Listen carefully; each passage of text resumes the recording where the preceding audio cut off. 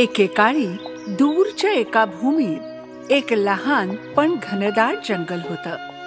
झाडं एकमेकांशी कुजबुजली आणि फुलांनी एकमेकांना परागकण दिले आणि सर्व झाडे जंगलाप्रमाणे एकत्र राहण्याचा आनंद घेत होते. एके दिवशी वसंत ऋतूच्या सुंदर दिवसांपैकी एक निवडुंग आणि सूर्यफूल यांच्यामध्ये एक चमकणारे बीज वाढू लागले. हे वाढणारे फूल किरमिजी रंगाच्या पाकळ्या असलेले एक सुंदर गुलाब होते. हॅलो, माझे नाव रोजी आहे. मी एक कॅक्टस आहे. तुम्हाला भेटून आनंद झाला. तुझ्या पाकळ्या खूप सुंदर आहेत रोजी. कदाचित मला तुझ्यासारख्या पाकळ्या असत्या तर. धन्यवाद, पण प्रत्येक जण स्मार्ट आणि सुंदर आणि सुगंधी असू शकत नाही, बरोबर? रोजीच्या गर्विष्ठ प्रतिसादाने सर्वांना आश्चर्यचकित केलं. नुकतेच फुलले असतानाही ती अशी गर्विष्ठ फूल झाली होती. नक्कीच मी इथले सर्वात सुंदर फूल आहे. माझ्या चमकदार पाकळ्या बघा. इथे खूप सुंदर रोपं आहेत रोजी.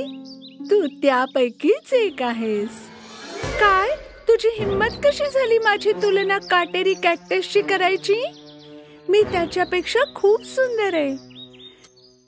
हे ऐकून कॅक्टस खूप अस्वस्थ झाला. तो काहीही बोलू शकला नाही. तू निवडुंगाला जे काही म्हणालीस रोजी ते योग्य नाहीये, कळलं तुला?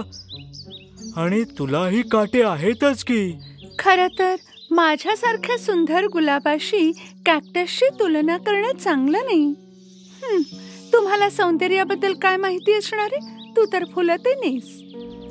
निवडुंग, सूर्यफूल किंवा झाडे या दोघांनाही रोजीच्या वृत्तीची सवय होऊ शकली नाही, कारण ती एक फूल होती जी सतत स्वतःची स्तुती करत असायची. दिवस गेले आणि शेवटी उन्हाळा आला. सूर्यफुलाला आनंद झाला. त्याच्या चमकदार पिवळ्या चेहऱ्याने तो दिवसभर सूर्यांच्या किरणाच्या मागे लागला.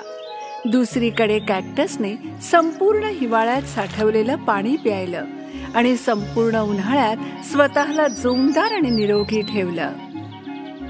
काही लहान पक्षी देखील पाणी पिण्यासाठी निवडुंगाला भेट देत होते. इतर झाडे या उष्ण हवामानासाठी निवडुंगासारखे पाणी साठवू शकत नाहीत आणि रोजी मात्र तहान लागल्याने सुकायला लागली. इथे कधी पाऊस पडेल का? पाऊस पडण्यासाठी हिवाळा यावा लागतो रोजी. पण मी तहानेने कोमेजणार आहे. माझे सर्व सौंदर्य नाहीसे होईल. मी सुकत चालले. तुला हवं असेल तर तू निवडुंगाकडे मदत मागू शकतेस रोजी. रोजीने पाहिलं की निवडुंगाला इतर फुलांना मदत करण्यात मदत मिळतो, परंतु ती एवढी मानभावी होती कारण ती नेहमीच त्याला वाईट शब्द बोलत असे. परंतु जेव्हा दुसरी पाकळी सुकली आणि तिच्या डोक्यावरून पडली तेव्हा तिने तिचा अभिमान बाजूला ठेवला. तिने निवडुंगाला मदतीसाठी विचारलं, अरे निवडुंगा, मी तुला आणि पाईन ट्रीला बोललेल्या क्रूर शब्दांबद्दल मला माफ कर. या जंगलासाठी तुम्ही दोन्ही सुंदर आणि अतिशय उपयुक्त वनस्पती आहात. तुम्ही मला मदत कराल? निवडुंगाने पाहिलं की रोजी नम्र होण्याचा मार्ग अवलंबते आणि तिने तिचा अहंकार बाजूला ठेवलाय, म्हणून त्यांनी त्यांचे पाणी तिला देऊ केले. तिला पुन्हा एकदा तिच्या शरीराला चेतना मिळाल्याची जाणीव झाली आणि तिच्या तेजस्वी पाकळ्या सूर्याच्या किरणांमध्ये पसरल्या. त्या दिवसापासून रोजीने तिच्या मित्रांना त्यांच्या दिसण्यावरून कमी लेखणं सोडून दिलं, कारण आपण एकमेकांपेक्षा कितीही वेगळे दिसत असलो तरी आपल्यातील प्रत्येकाची रचना सौंदर्याने आणि उपयुक्ततेने केलीये.